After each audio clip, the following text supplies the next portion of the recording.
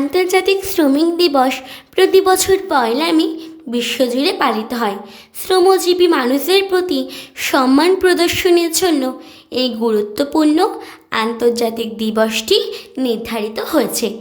এই দিনটিতে ইতিহাস, অধিকার, সংগ্রাম এবং ন্যায় বিচারের এক অনন্য প্রতীক। ১৮৮৬ সালে শিকাগো শহরে এক রক্তক্ষয়ী আন্দোলনের মধ্য দিয়ে মে দিবসের সূচনা ঘটেছিল। সেই সময় শ্রমিকদের অত্যন্ত নিম্ন মজুরিতে এবং অমানবিক পরিবেশে প্রতিদিন ১২ থেকে ১৬ ঘন্টা কাজ করতে হতো। তখন শ্রমিকরা তাদের কাজের সময় ৮ ঘন্টা নির্ধারণের দাবিতে আন্দোলনে নামে।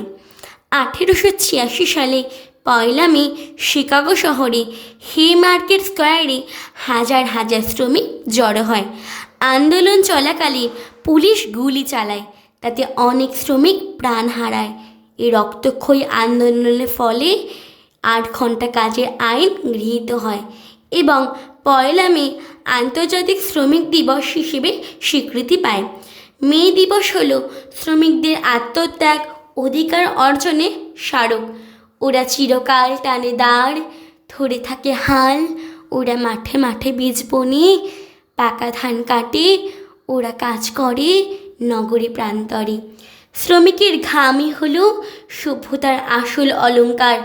যারা সবুজ ফসলের মাঠে, নগরে, বন্দরে, কলে, কারখানায় হাড় ভাঙা খাটুনি খেটে আমাদের জীবন সহজ করে দেয়, তাদের জানাই আন্তর্জাতিক শ্রমিক দিবসে সশ্রদ্ধ প্রণাম, অভিবাদন ও আন্তরিক শুভেচ্ছা।